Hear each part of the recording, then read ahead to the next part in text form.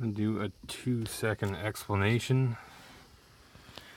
Changing the glow plug harness in a 2006 Jetta TDI.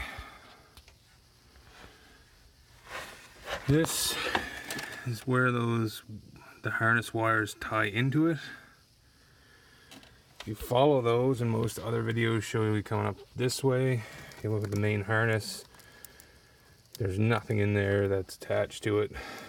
You have to actually go underneath the fuse box right here. That's the relay for the glow plugs. If you remove that, you can actually test between that and these wires to make sure that the wires aren't frayed in between. You also don't have to take this much stuff apart.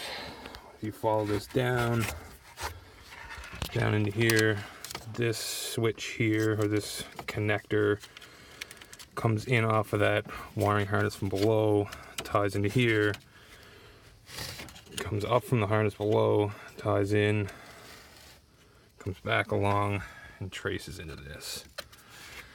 So if you're looking to do this, don't do it the hard way.